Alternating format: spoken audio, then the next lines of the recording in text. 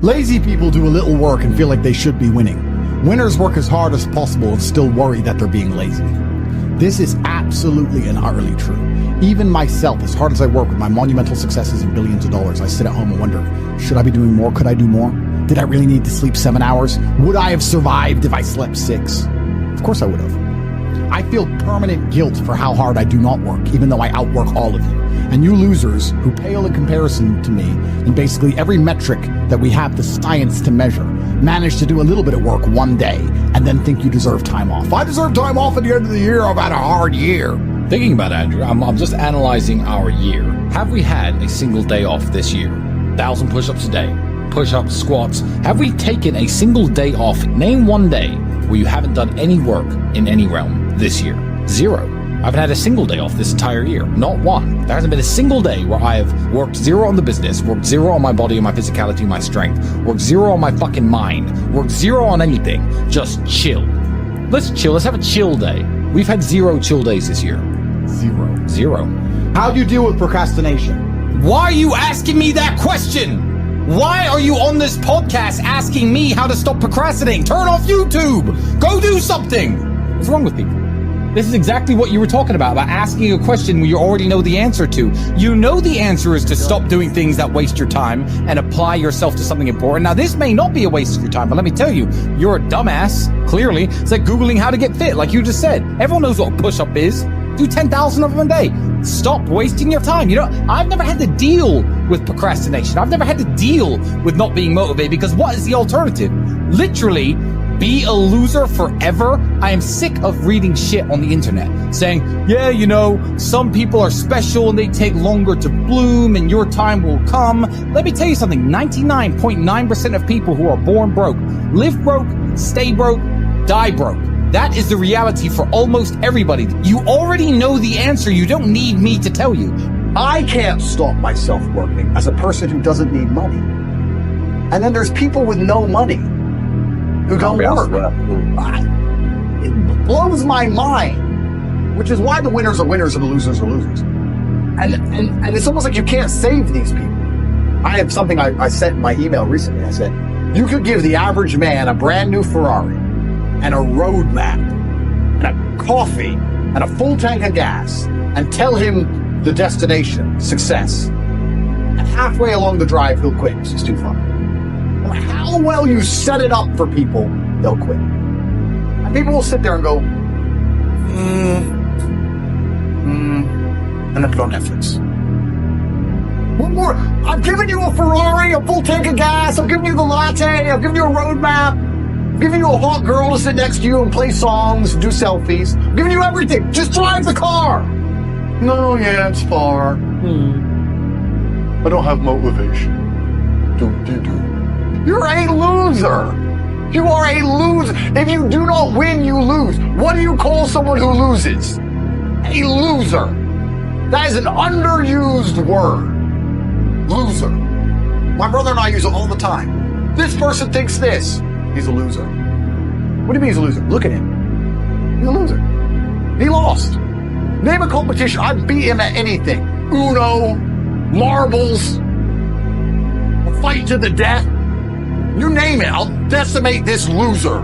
First things first, the biggest mistake most of you are making. You should be hungry all of the time. You are an animal. Do not forget that you exist in 2 realms simultaneously as an individual. You exist with your evolutionary biological makeup as an animal and also the societal version which has been constructed. They're different things. But as an animal, your body is designed to perform at best while you are hungry because you're supposed to be hunting for food.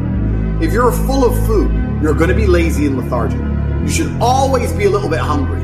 Even after I directly finish a meal, I'm a little bit hungry because I don't eat enough to have food. So the first thing is always stay a little bit hungry. Second thing is coffee.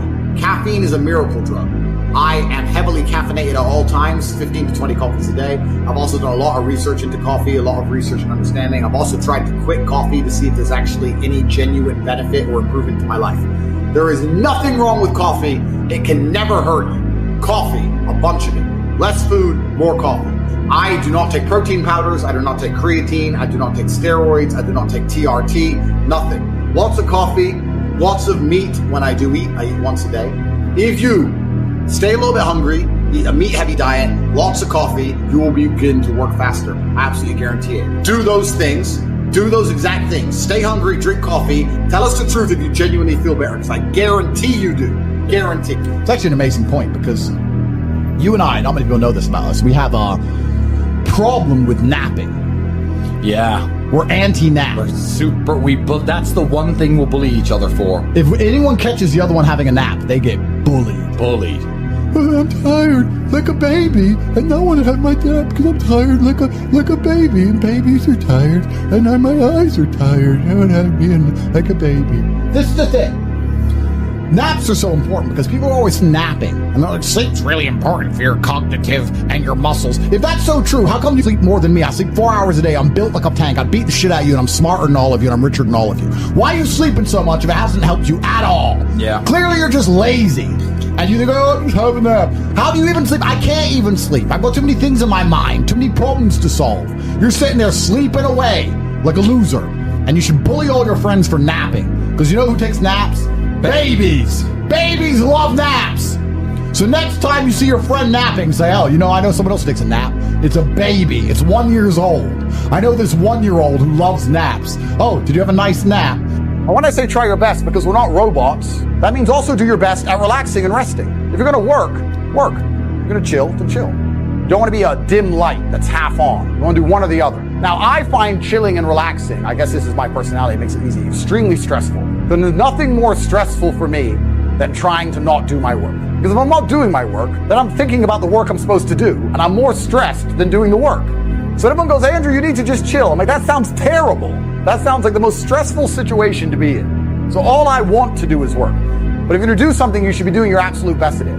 What's the point in doing anything if you're not going to do your best at it? And it's amazing how things can translate.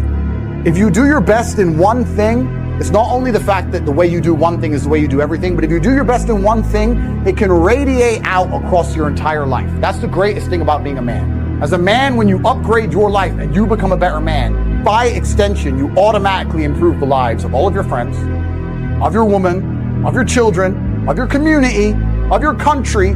We radiate.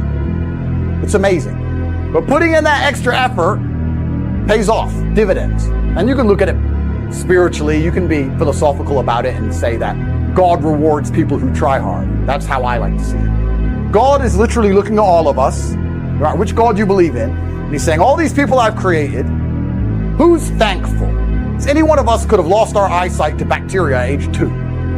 Any one of us. We didn't. So saying, who's thankful enough for what they have that they're trying their absolute best with it all of the time? If you do that, he's like, I like this stuff. I like him. He's cool.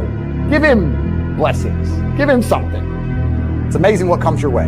If someone were to say to me, Andrew, if you make an extra $1, or if you throw an extra punch, endless blessings will come your way, it would be disingenuous for me to sit and say I couldn't do that. So I want you to actually think about what you've done your complete best at. And then I want you to try and apply the analogy of focused, because I focused my power into one knuckle and did more damage than any of you could ever do. It's actually interesting because I think humans, or maybe this is just me coping, maybe this is cope, but I think we're designed to struggle a bit.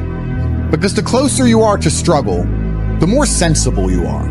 Also, if you meet somebody who's had a hard life, they seem to be pretty wise. Yes. It's difficult to find someone who's had a hard life who's a total idiot.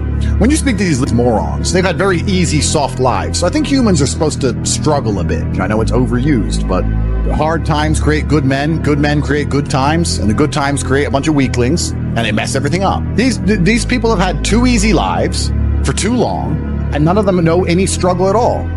I mean, I don't know about you. I can almost crash my car 10 times. And I only slow down when I hit the tree. This is how I am. Like, I think that inside of the human psyche, sometimes you need to be shocked. You need to be hammered with something. That's just how it goes. Because until then, you're like, maybe I'll keep it in mind. But there's a lot of these people out there who aren't being taught any lessons at all because they have never had any kind of difficulty in their life. And what is life without difficulty in the first place? But I think life is actually pretty simple. There's action and reaction. There's cause and effect. There's brave people and there's cowards. A lot of people are self-interested. And if you understand the basis of these motivations, it's not difficult to work out why the world functions the way it does. And cause and effect and action and reaction are very real. And I think one of the largest plagues we have in the world today is a lack of action amongst people, and deciding not to act is an action in and of itself, right? And that's the only philosophy you need for life. If you want something to move, you have to move it. If you sit and wait for somebody else to move it, you're a coward. Yeah, you're just hoping it's going to happen.